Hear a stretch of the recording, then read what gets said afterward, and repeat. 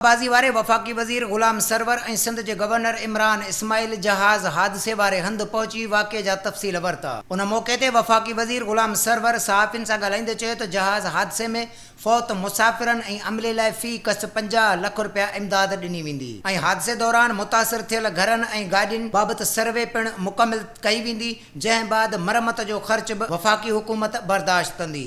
जो पैसेंजर्स की शहादतें हुई इमीडिएटली गवर्नमेंट ने उस पर भी कुछ रिलीजेस की हैं। 10 लाख रुपए पर पर्सन।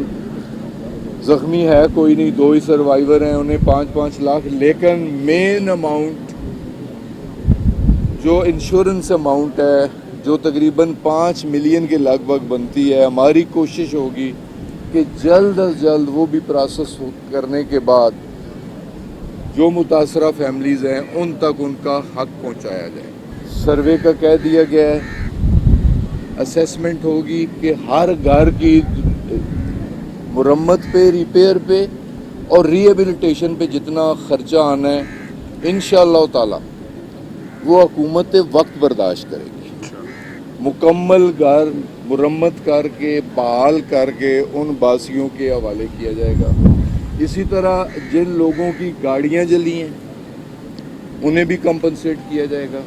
वो भी सारी असेसमेंट हो रही है, रिकॉर्डेड डॉक्यूमेंट्स मौजूद हैं उसके, उस पर भी इंशाअल्लाह ताला कंपनसेशन होगी। संदस चवण हो त जहाज़ हादसे दौरान खुशकिस्मती सां बची वियल 2 मुसाफ़िरनि खे बि 5-5 लख रुपया इमदाद ॾिनी वेंदी। हुन चयो त हादसे जी जांच रिपोर्ट मुकमिल थियण बाद पार्लियामेंट ऐं अवाम आॾो आंदी वेंदी। फिर उसका एनालिसिस होगा इस हादसे का, फिर उसकी इंक्वायरी होगी और इंशाअल्लाह ताला पूरी कोशिश होगी कि हक़ाइक़ जल्द अज जल्द कौम के सामने रखे जाएं, पार्लियामेंट के सामने रखे जाएं। संदस चवण हो त जांच कमेटी में चयन तजुर्बेकार आफिसरनि खे शामिल कयो वियो आहे जेकी अणधुरी जांच मुकमिल कंदा। ग़ुलाम सरवर जो चवण हो त जांच 100% शफ़ाफ़ हूंदी, इंसानी जानियुनि जे नुक़सान ते को बि समझौतो न कयो वेंदो। हुन चयो त रिपोर्ट अचण बाद हू पाण खे एहतसाब लाइ पेश कंदा। संदस चवण हो त पायलट जहाज़ खे हादसे खां बचाइण जी घणी कोशिश कई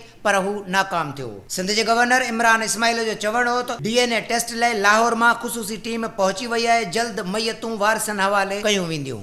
DNA की टीम, स्पेशलिस्ट टीम लाहौर से कराची आ चुकी है, वो अपना काम कर रही है। 100% जो यहाँ पे कैजुअल्टीज़ थी उनकी बॉडीज़ रिकवर कर ली गई हैं और इस वक्त DNA के हवाले से उनकी टेस्टिंग जारी है।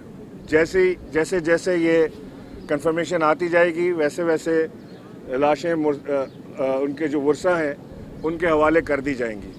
संदस चवण हो त सोशल मीडिया ते अण तस्दीक थियल तबसरनि फोतिन जे वारसनि खे ॾुख पहुचायो आहे, उन लाइ नाम निहाद माहिर पंहिंजी राय पाण वटि रखनि। उन मौक़े ते गवर्नर ऐं वफ़ाक़ी वज़ीर सां PTI अॻवान हलीम आदिल शेख, खुरम शेर ज़मान, जमाल सिद्दीकी, फिरदौस शमीम नकवी ऐं ॿिया पिणु गॾु हुआ।